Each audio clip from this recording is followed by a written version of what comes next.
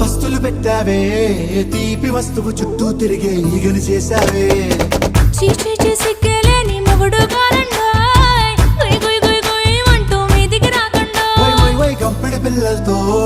ఇంటిని నింపావే సాపాదిండు సంసారాన్ని మేడెక్కించావే ఇరుగు పొరుగు ముందు సరసాల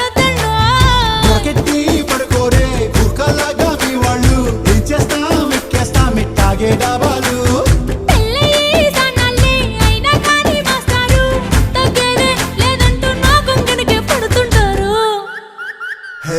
గోదారి గట్టు మీద రామసలకావే